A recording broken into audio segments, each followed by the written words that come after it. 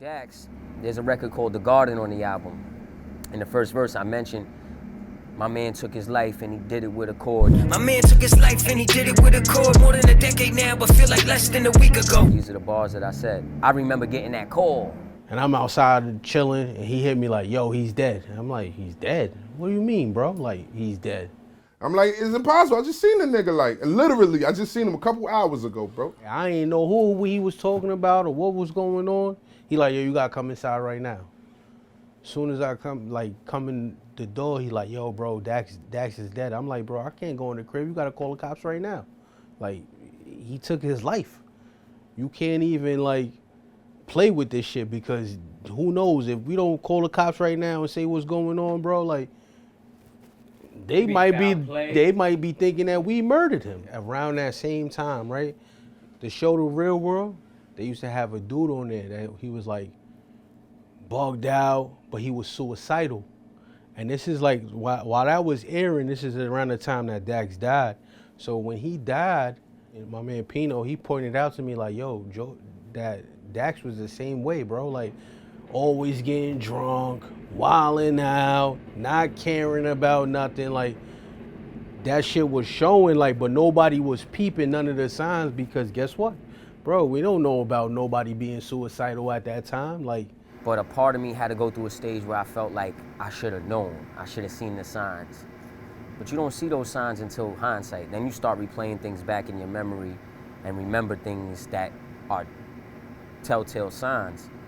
But while it's happening, you're not really, processing it as this is a sign that somebody's thinking or about to end their life. Like, sometimes you can see depression on somebody, or you can see something on somebody, something of like some type of, somebody's just not there. Their average them is not there. We've dealt with death before Dax passed away, but a lot of the time it's been, unfortunately, from violence or from natural causes. We lost people from gun violence, bro, and stabbings, not somebody taking their own life. So it was bugged out to us. Like, it's a different feeling when your man takes his own life, right? So if it's violence, you're naturally angry about who took the violence out on your loved one. If it's natural causes, you kind of chalk it up to life. You're still angry, you're still sad, but you know that that's a part of life. When somebody takes their own life, it's a little bit different. So the anger is directed at them sometimes, at the whole world, the universe. No, for a fact, won't see my man in the flesh again. I got a vendetta with the demon. I got the best of him. I got a Beretta, and I'm squeezing cowards as estrogen. Pussycats, they don't get a slug. I'ma check their chin. It's a prime example of the title again, Beautiful Struggle, Dangerous Freedom. That was a really tough time for a lot of us. But we had to lean on each other in that moment. It was kind of rough, but we was making it happen. We had each other, all of us. Some situations was sad, but where we from is a lot of things that's sad. So it's like we let that shit roll off the shoulder. We're gonna make it better. We didn't have a enemy. We didn't have somebody that took our brother away. Unfortunately, he took himself out of this world. So how do you kind of cope with that without one another?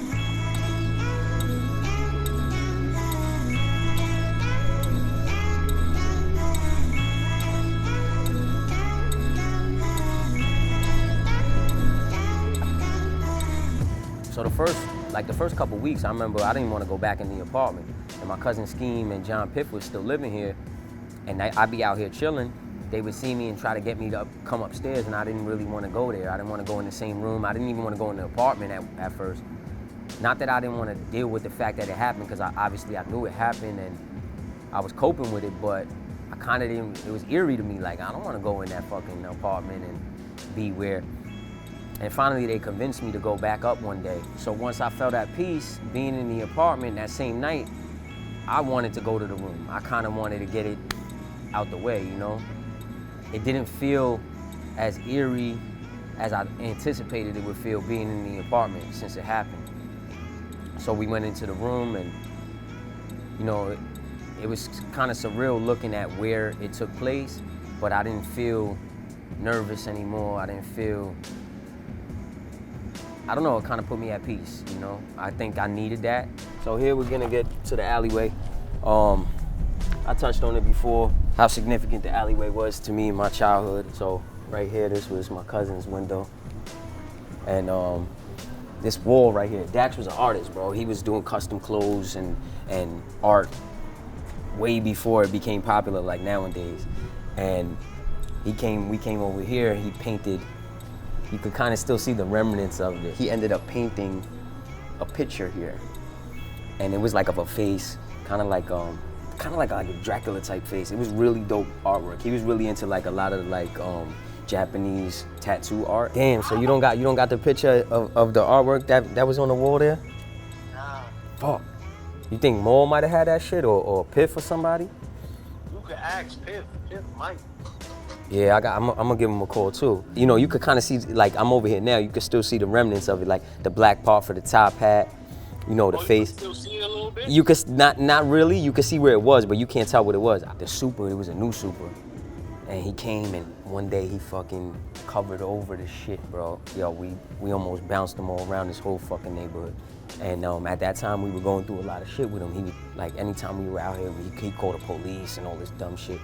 But like, everybody from the neighborhood knew us. We were respectful to everybody here. We seen a lady coming in with bags, we taking her bags, carrying them upstairs. We making sure nobody did no funny shit around here. Nobody was getting robbed and nothing like that, because we were outside. Like, they couldn't come around and just do whatever the fuck they wanted to. So although we were in not the nicest neighborhood in the world, it was fairly safe for the residents here, especially for this building and anybody in surrounding buildings that we knew. One time he was on the stairs and Dax was a wild boy, man. So old boy said something to him and he fucking kicked him right down the stairs. Right in the building stairs, the super. You know, it was disrespectful to us. Like we're the fabric of this neighborhood.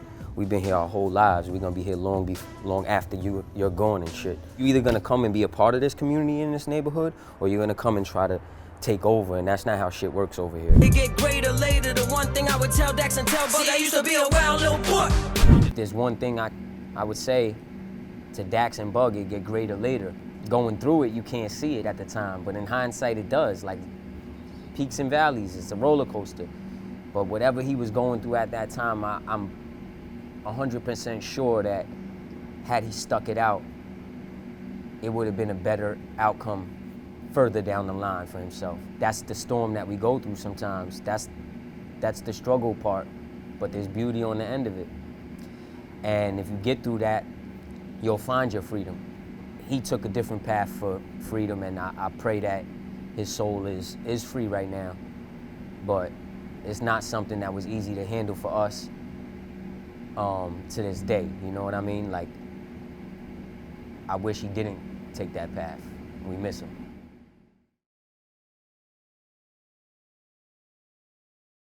And all of this is high school time when money got murdered and we thought we'd forever be heartless. Feeling the hopelessness. We've been through the foulest of summers. My man, he got blamed with the chrome. The crazy thing is, my other man, he did the murder, and that's just the saddest of poems.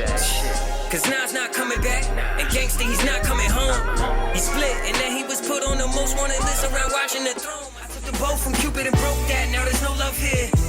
Cause how they did Kiki, it almost defeat me. And we still shedding no stuck tears, hoping his soul is free, holding his rosary, numbing the pain, tequila sipping, some of the realest missing shit that come with the game. Hey, Pop, I love you. Pop, I love you. Larry love, Larry love. With hope staring at your hospital bed as you fought for your life. These are some of the thoughts in my head as I'm sitting here crying for Mike. Ow, I could speak to my brother, even just for one time. Tell Dax that Bree is a big sister now, she doing just fine. If I could speak to my brother, even just for one time. Tell Jay Black he's still the best and my main reason of rhyme. If I could speak to my cousin, even just for one time. Tell Angel that she an angel now and addiction won't intertwine. If I could speak to my cousin, even just for one time. Tell Anne-Marie I'm still screaming, fuck cancer, speaking my mind. Oh. This one's for my family that has gone too soon. I think about you every time I start this.